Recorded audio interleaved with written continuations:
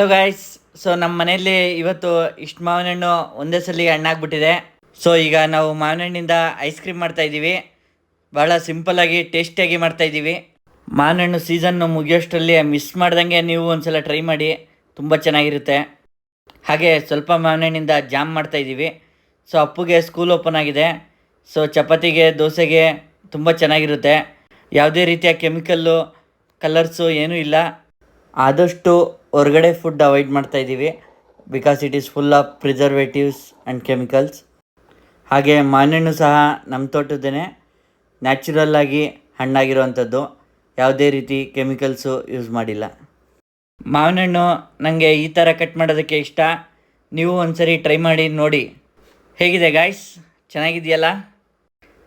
ಪಲ್ಪೆಲ್ಲ extract ಮಾಡಿ separate ಮಾಡಿದ್ದೀವಿ.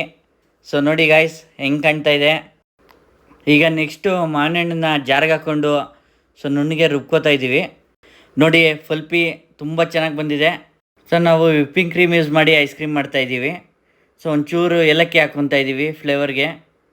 Whipping cream ನಿಮಗೆ ಐಡಿಯಾ ಇದ್ದರೆ ಹಾಕ್ಕೊಂಡು ಮಾಡಿ, ಇಲ್ಲ ಅಂದರೆ ಹಂಗೇ ಮಾಡಿ. ವಿಪ್ಪಿಂಗ್ ಕ್ರೀಮ್ ಹಾಕೋದ್ರಿಂದ ಸ್ವಲ್ಪ ಟೇಸ್ಟು ಚೆನ್ನಾಗಿ ಬರುತ್ತೆ. ಈಗ ಮ್ಯಾಂಗೋ ಪಲ್ಪ್ನ ವಿಪ್ಪಿಂಗ್ ಕ್ರೀಮ್ ಜೊತೆ ಹಾಕ್ಕೋತಾ ಇದ್ದೀವಿ. ಸೊ ಹಾಕ್ಕೊಂಡು ಚೆನ್ನಾಗಿ ಮಿಕ್ಸ್ ಮಾಡಬೇಕು. ನಾವು ಕೇಕ್ ಬ್ಲೆಂಡರ್ ಯೂಸ್ ಮಾಡಿ ಮಿಕ್ಸ್ ಮಾಡ್ತಾಯಿದ್ದೀವಿ. ಸೊ ನಿಮ್ಮ ಹತ್ರ ಇಲ್ಲಾಂದರೆ ಡೋಂಟ್ ವರಿ, ಸೊ ನಾರ್ಮಲಾಗಿ ಮಿಕ್ಸ್ ಮಾಡಿ. ಇನ್ನೊಂದು ರೌಂಡು ಮಿಕ್ಸಿಗೂ ಸಹ ಹಾಕ್ಕೋಬೋದು, ಬಟ್ ಚೆನ್ನಾಗಿ ಮಿಕ್ಸ್ ಆದರೆ ಐಸ್ ಕ್ರೀಮ್ ಚೆನ್ನಾಗಿ ಬರುತ್ತೆ. ನೋಡಿ ಎಷ್ಟು ಚೆನ್ನಾಗಿ ಕಾಣ್ತಿದೆ ಕಲರ್. ನೋಡಿ ಐಸ್ ಕ್ರೀಮ್ ಶಾಪಲ್ಲಿ ಮ್ಯಾಂಗೋ ಐಸ್ ಕ್ರೀಮ್ ಬರುತ್ತಲ್ಲ, ಅದೇ ಕಲರ್ ಬರ್ತಿದೆ ನೋಡಿ. ಸ್ವಲ್ಪ ಸಕ್ಕರೆನ ಪುಡಿ ಮಾಡಿ ಹಾಕ್ಕೊಂಡಿದ್ದೀವಿ, ಹಾಗೆ ಇನ್ನೊಂದು ಸ್ವಲ್ಪ ಏಲಕ್ಕಿ ಪುಡಿ ಹಾಕ್ಕೊಂಡಿದ್ದೀವಿ. ಸಕ್ಕರೆ ಆಪ್ಷನಲ್ಲು. ಸೊ ನಿಮಗೆ ಮ್ಯಾಂಗೋನೇ ತುಂಬ ಸ್ವೀಟ್ ಇದ್ದರೆ, ನೀವು ಜಾಸ್ತಿ ಸ್ವೀಟ್ ತಿನ್ನಲ್ಲ ಅಂದರೆ ಸಕ್ಕರೆ ಹಾಕ್ಕೋಬೇಡಿ. ಸೊ ಈಗ ಫೈನಲ್ ಬ್ಲೆಂಡ್ ಆದರೆ ಮುಗೀತು. ಸೂಪರಾಗಿದೆ ನೋಡಿ, ರೆಡಿ ಆಯಿತು. ಈಗ ಕಂಟೈನರ್ಗೆ ಟ್ರಾನ್ಸ್ಫರ್ ಮಾಡೋಣ. ನಿಮ್ಮ ಹತ್ರ ಐಸ್ ಕ್ರೀಮ್ ಮೋಲ್ಡಿಂಗ್ಸ್ ಇಲ್ಲ ಅಂದರೆ ಸೊ ನಾರ್ಮಲ್ ಗ್ಲಾಸ್ನ ಯೂಸ್ ಮಾಡಿ, ಪ್ರಾಬ್ಲಮ್ ಇಲ್ಲ, ಚೆನ್ನಾಗೇ ಬರುತ್ತೆ. ಮಕ್ಕಳಿಗೆ ಡಿಫ್ರೆಂಟ್ ಕಲರ್ಸು ಶೇಪ್ಸಲ್ಲಿದ್ದರೆ ಇಷ್ಟ ಆಗುತ್ತೆ. ಸೊ ಎಲ್ಲ ಫಿಲ್ಲಿಂಗ್ ಆಯಿತು. ಈಗ ಕ್ಯಾಪ್ ಕ್ಲೋಸ್ ಮಾಡಿ ರೆಫ್ರಿಜ್ರೇಟ್ರಲ್ಲಿ ಇಡಬೇಕು. ಸೊ ಈಗ ಮೋಲ್ಡಿಂಗ್ಸ್ ಒಂದು ವೆರೈಟಿ ಆದರೆ ಇನ್ನೊಂದು ವೆರೈಟಿ ಮಾಡ್ತಾಯಿದ್ದೀವಿ. ಸೊ ಈ ಬಾಕ್ಸ್ಗೆ ತುಂಬಿ ಏರ್ ಬಬಲ್ಸ್ನ ತೆಗಿತಾ ಇದ್ದೀವಿ. ಸೊ ಇದು ಸ್ಕೂಪ್ ಥರ ಯೂಸ್ ಮಾಡ್ಬೋದು. ಸೊ ಈಗ ಇದ್ರ ಮೇಲೆ ಸಣ್ಣದಾಗಿ ಉದುರಿಸೋದಕ್ಕೆ ಡ್ರೈ ಫ್ರೂಟ್ಸ್ನ ಕಟ್ ಮಾಡ್ಕೋತಾ ಇದ್ದೀವಿ. ಸೊ ಐಸ್ ಕ್ರೀಮಲ್ಲಿ ಡ್ರೈ ಫ್ರೂಟ್ಸು ಸ್ವಲ್ಪ ಸಿಗ್ತಾಯಿದ್ರೆ ಅದು ಇನ್ನೂ ಚೆನ್ನಾಗಿರುತ್ತೆ ತಿನ್ನೋದಕ್ಕೆ, ಹಾಗೆ ಹೆಲ್ತಿ ಕೂಡ. ಈಗ ಪೀಸ್ ಮಾಡ್ಕೊಂಡಿರೋ ಬಾದಾಮಿ ಪಿಸ್ತಾ ಐಸ್ ಕ್ರೀಮ್ ಮೇಲೆ ಹಾಕ್ತಾಯಿದ್ದೀವಿ. ನೋಡಿ ಎಷ್ಟು ಚೆನ್ನಾಗಿ ಕಾಣ್ತಿದೆ. ಈಗ ರೆಡಿ ಆಯಿತು. ಕ್ಯಾಪ್ ಕ್ಲೋಸ್ ಮಾಡಿ ಫ್ರೀಝರಲ್ಲಿ ಇಡೋಣ. ನೋಡಿ ಗಾಯ್ಸ್, ಈಗ ಫ್ರೀಜರಿಂದ ತೆಗ್ದಿದ್ದೀವಿ. ತುಂಬ ಚೆನ್ನಾಗಾಗಿದೆ ಐಸ್ ಕ್ರೀಮು. ಐಸ್ ಕ್ರೀಮ್ ತೆಗೆಯೋದಕ್ಕೆ ಸ್ಕೂಪ್ ಯೂಸ್ ಮಾಡ್ತಾಯಿದ್ದೀವಿ. ವಾವ್, ನೋಡಿ ಎಷ್ಟು ಸಖತ್ತಾಗಿ ಬರ್ತಿದೆ. ನೋಡಿ ಸೂಪರಾಗಿದೆ ಸ್ಕೂಪ್ ಐಸ್ ಕ್ರೀಮ್. ಈಗ ಬೌಲ್ಗೆ ಸರ್ವ್ ಮಾಡ್ಕೊಂಡಿದ್ದೀನಿ. ಸೊ ನೆಕ್ಸ್ಟ್ ಇನ್ನೇನಿದ್ರು ಬ್ಯಾಟಿಂಗ್ ಶುರು.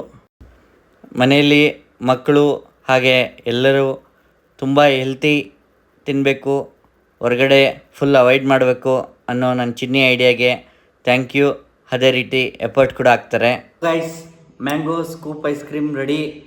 ಸೊ ನಾನಂತೂ ಫುಲ್ ಎಕ್ಸೈಟ್ ಆಗಿದ್ದೀನಿ ತಿನ್ನೋದಕ್ಕೆ.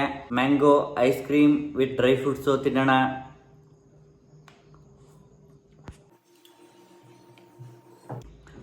ಸಕ್ಕತ್ತಾಗಿದೆ guys. So no chemicals, no flavours, no food colours. Same ರುಬ್ಕೊಂಡಿರೋ ಮ್ಯಾಂಗೋ ಪಲ್ಪಿಂದ ಈಗ ಜಾಮ್ ಮಾಡ್ತಾಯಿದ್ದೀವಿ. ಸೊ ಈ ಪಲ್ಪ್ನ ಒಂದು ಬಾಣಲಿಗೆ ಹಾಕ್ಕೊಂಡಿದ್ದೀವಿ. ಸೊ ಸಣ್ಣ ಉರಿಲಿ ಈ ಪಲ್ಪ್ನ ಕಾಯಿಸ್ಕೊಳ್ಳೋಕ್ಕೆ ಸ್ಟಾರ್ಟ್ ಮಾಡಬೇಕು. ಅದಕ್ಕೆ ಬೆಲ್ಲ, ಸ್ವಲ್ಪ ಏಲಕ್ಕಿ ಪುಡಿ ಕುಟ್ಕೊಂಡಿದ್ದೀವಿ. ಸೊ ಬೆಲ್ಲ ಮತ್ತು ಏಲಕ್ಕಿ ಪುಡಿ ಹಾಕ್ಕೊತಾ ಇದ್ದೀವಿ. ಸೊ ಪಲ್ಪ್ ಜೊತೆ ಚೆನ್ನಾಗಿ ಕಾಯಿಸ್ಕೋಬೇಕು. ಸೊ ಬೆಲ್ಲ ಎಲ್ಲ ಚೆನ್ನಾಗಿ ಕರಗಬೇಕು. ಹಾಗೆ ಯಾವುದೇ ರೀತಿ ನಾವು ಇಲ್ಲಿ ವಾಟರ್ ಆ್ಯಡ್ ಮಾಡ್ತಿಲ್ಲ. ಒಂದು 4 to 5 ಮಿನಿಟ್ಸ್ಗೆ ಬೆಲ್ಲ ಚೆನ್ನಾಗಿ ಕರಗುತ್ತೆ. ಸೊ ಅಷ್ಟೇ, ತುಂಬ ಸಿಂಪಲ್ಲು, ರೆಡಿಯಾಗಿದೆ. ಮಕ್ಕಳಿಗೆ ತುಂಬ ಇಷ್ಟ ಆಗುತ್ತೆ. ದೋಸೆ ಚಪಾತಿ ಜೊತೆ ತುಂಬ ಚೆನ್ನಾಗಿರುತ್ತೆ. ನೀವು ಸಹ ಈ ರೆಸಿಪೀಸ್ನ ಮ್ಯಾಂಗೋ ಸೀಸನ್ ಮುಗಿಯೋಷ್ಟರಲ್ಲಿ ಮಿಸ್ ಮಾಡದೆ ಟ್ರೈ ಮಾಡಿ, ತುಂಬ ಚೆನ್ನಾಗಿರುತ್ತೆ, ಹಾಗೆ ಹೆಲ್ತಿ ಸಹ. ಈ ವಿಡಿಯೋ ನಿಮಗೆಲ್ಲ ಇಷ್ಟ ಆಗಿದೆ ಅನ್ಕೋತೀನಿ. ಇಷ್ಟ ಆಗಿದ್ದರೆ ಲೈಕ್ ಮಾಡಿ, ಶೇರ್ ಮಾಡಿ, ಸಬ್ಸ್ಕ್ರೈಬ್ ಮಾಡಿ. ನಮ್ಮ ಕಡೆಯಿಂದ ನೆಕ್ಸ್ಟು ಯಾವ ವಿಡಿಯೋ ಎಕ್ಸ್ಪೆಕ್ಟ್ ಮಾಡ್ತಾ ಇದ್ದೀರಾ ಮಿಸ್ ಮಾಡದೆ ಕಮೆಂಟಲ್ಲಿ ತಿಳಿಸಿ. ನೆಕ್ಸ್ಟ್ ವಿಡಿಯೋಲಿ ಮತ್ತೆ ಸಿಗೋಣ. ಅಲ್ಲಿವರೆಗೂ ಬಾಯ್ ಬಾಯ್.